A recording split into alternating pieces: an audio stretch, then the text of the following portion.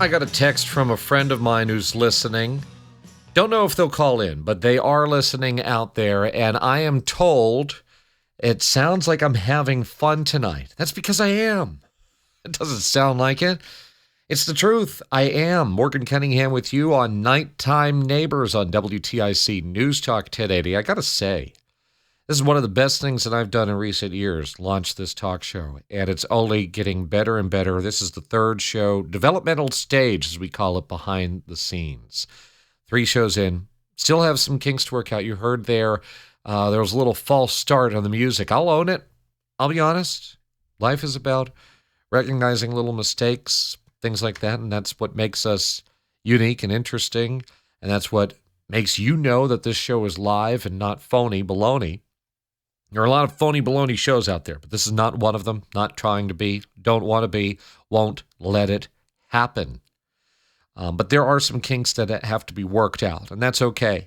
And one of the kinks that we've worked out, hopefully we're going to get a catchier phone number. I'm working on that. But we do have phone lines open at 860-785-4390. If you were with us before the news, then you heard Greg from Southington call on open lines. We've been talking tonight about Artie Shaw and the lessons that we can learn from him, which is quite simple. Now, you got to go out and try a bunch of things, and that sometimes you can be tired of doing whatever it is that you're known to do or what have you, or your regular hobby or interest, and you go and try new things. And I think that I've proven that, particularly with this show. However, he recommended that I try skiing because he's on the slopes. He called our new open lines phone number. We had some problems the last few weeks, but now we can take calls at 860-785-4390. And you can talk about really anything in our open lines. You could draw on the show that we've been having tonight. Maybe something else is on your mind. We are steering away from politics on this show, just to warn you. And if you go down that slippery slope, as I like to call it, on this particular show, then I'll have to say, sorry, pal, and we'll move on. But there are plenty of other things that we could talk about, lessons that you're getting out of this whole Artie Shaw conversation tonight, which we'll get back to in a little bit. I have some more quotes of his that I want to go through, but I am kind of hooked on this whole skiing thing now. If I were to try it, if I were to do it, what would I do? What should I do? How do I do it? Now, Greg had given some suggestions. I want your experiences. You see, I'm 29 and a half years old.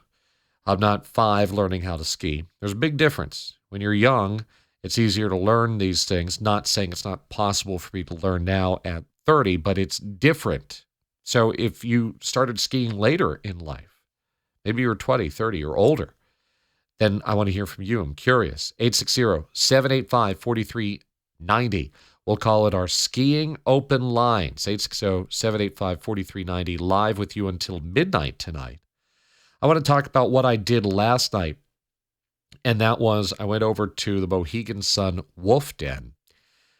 It's a little different for me, I have to admit, going to Mohegan on Martin Luther King Jr. Day weekend, the long holiday weekend, and that is because once upon a time, Bowser used to play at Mohegan Sun on a regular basis.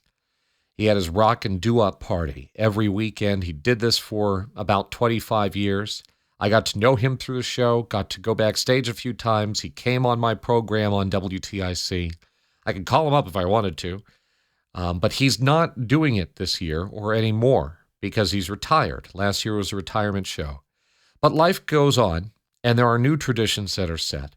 And our very own Jimmy Bell from Connecticut here, he has his birthday in January. He's very popular. Once auditioned for Ozzy Osbourne. He's told that story a million times, including here on WTIC. And now every January he hosts his birthday concert, as it's kind of nicknamed, at Mohegan Sun's Wolf Den. And last night it was at capacity, and we had a good time. Rocking out mostly to, you're going to laugh when I tell you this, but it was mostly Deep Purple, Whitesnake, Dio, and Rainbow.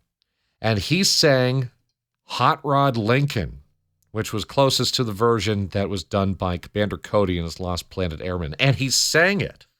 He dedicated it to his wife, Mandy. How cool was that? So if you were there last night, there were several hundred people there for Jimmy Bell's birthday bash at Mohegan. It was a good time, great time. Good to see some old friends again and to watch Jimmy. Let's go over to our phone lines, 860-785-4390. We've got open lines until midnight tonight. Where will you take this conversation?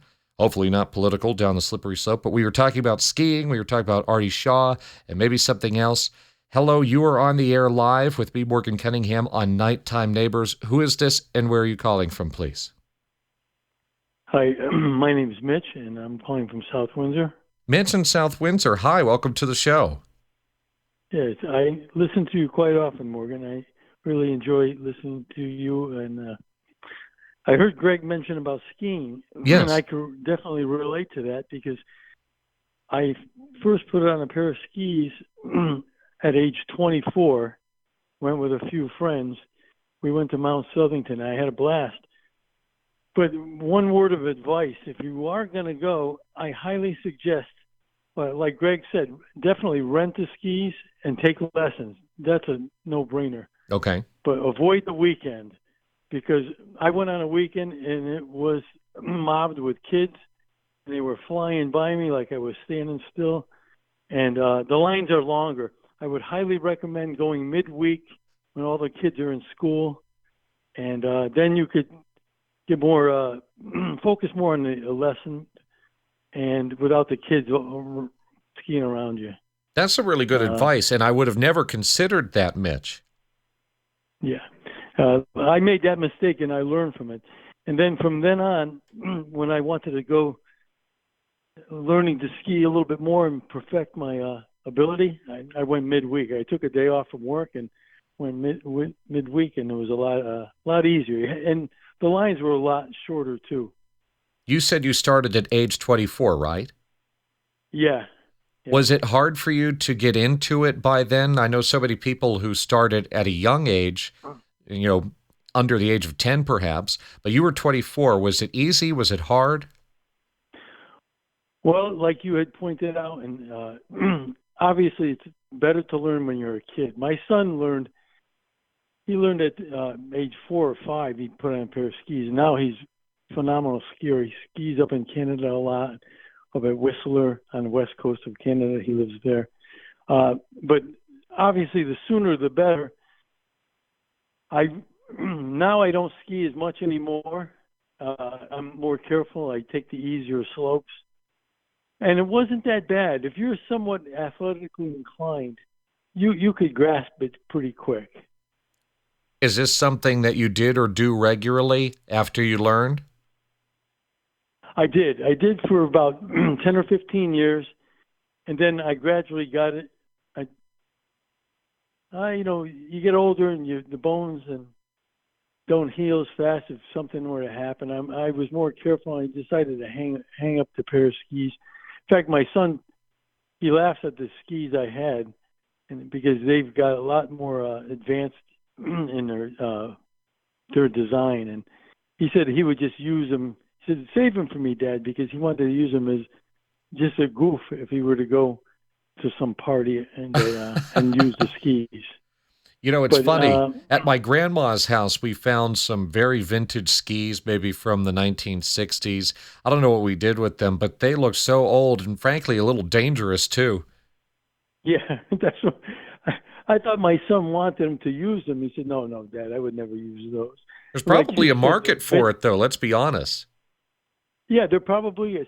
Oh, interesting. I went from skiing to snowboarding because my son went from skiing to snowboarding, and I thought that, it's the new thing. And it's a lot different. Everything's 90 degrees out of phase, kind of. If you're going straight down a hill, facing downhill on skis, you're going fast.